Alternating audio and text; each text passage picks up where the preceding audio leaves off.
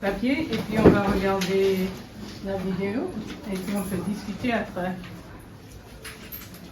L'animation qu'on va regarder ensemble, que certains d'entre vous ont déjà vu, a été créée au début des années 90 et a commencé sa vie comme une installation avec 2 projecteurs et 162 diapositives.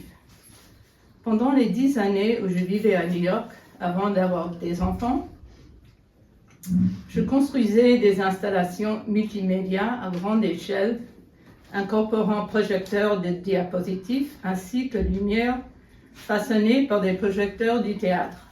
Je les ai exposés dans les espaces d'art public aux États-Unis et en Europe. Dans ces œuvres, l'espace physique du site fonctionnait comme surface de projection, en plus des écrans et objets supplémentaires. Les œuvres devenaient de plus en plus complexes lorsque j'ai commencé à y intégrer des textes narratifs et des séquences vidéo. Vous trouverez la documentation de ces œuvres, dont aucune n'existe encore, sur mon site. Je dois avouer qu'avant de devenir mère, comme beaucoup de jeunes artistes de ma génération, femmes et hommes, je ne pensais pas aux artistes mères et leur situation dans la vie et dans le monde des arts de New York. Ça ne faisait tout simplement pas partie de notre conversation. Je me souviens même que lors de ma première exposition à PS1 en 1977, une ancienne école élémentaire qui venait d'être convertie en centre d'art et qui maintenant fait partie du musée d'art moderne, j'ai discuté avec 3 femmes artistes qui sont venues voir mon travail. Elles avaient dans les 40 ans et elles m'ont parlé de la difficulté de leur vie de mère et d'artiste. Même que féministe moi-même, je n'avais pas vraiment de sympathie pour elles. Je me disais, ne vous plaignez pas, vous avez choisi votre vie. Je pensais qu'elles n'étaient pas sérieuses, qu'elles n'avaient pas assez d'ambition, que les femmes de ma génération auraient plus de succès dans le monde des arts parce que nous allions concentrer sur notre travail à l'exclusion de tout autre. Et nous aurions le même succès que les hommes.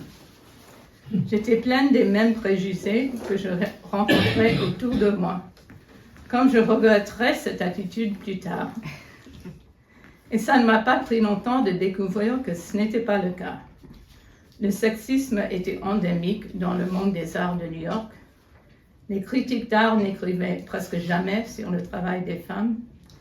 Et le travail qu'on pourrait appeler féministe était très rarement exposé dans les galeries féministes qui n'avaient pas de cachet.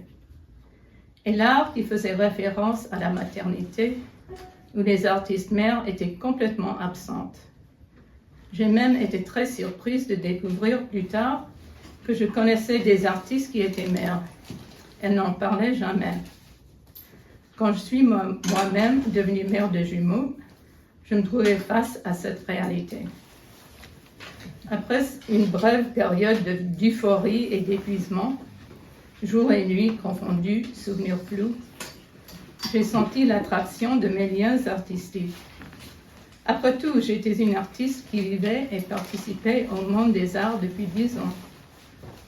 Heureusement, j'avais terminé une installation et commencé une autre avant l'accouchement. Mais une visite impromptue à l'atelier, 6 semaines après cet événement, m'a valu la déclaration du jeune conservateur qui trouvait les bébés ennuyeux. Alors commence une longue période de réajustement. Étais-je une mauvaise mère parce que je me sentais attirée par ma vie créative?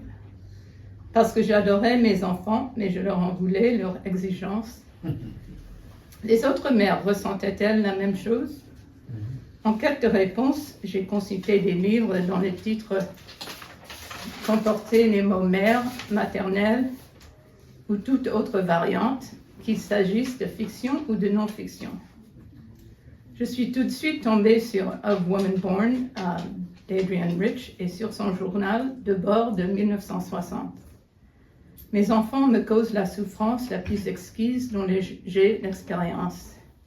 C'est la souffrance de l'ambivalence, l'alternance meurtrière entre le ressentiment amer, les nerfs à vif et la gratification béate. L'ambivalence, l'émotion qui caractérise le processus de séparation avec la mère et le besoin d'indépendance et d'autonomie de l'enfant, qui commence à la naissance, qui colore toutes les relations futures et qui est bien documentée. J'ai retrouvé cette même ambivalence profonde dans mes interactions avec mes enfants, ainsi que dans la négociation constante de l'espace partagé et des limites. Dans mon temps brisé, comme j'ai décrit dans le catalogue en ligne de l'exposition, j'ai commencé à gribouiller, ce qui semblait être une solution naturelle à mon manque de temps pour travailler.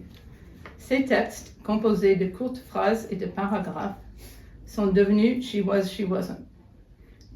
L'histoire d'une vie qui, à son tour, est devenue la base de 20 ans de travail sur l'art et la maternité, composée d'installations, expositions, livres, photos, vidéos, essais, conférences et discours dans les États-Unis, Canada et l'Europe.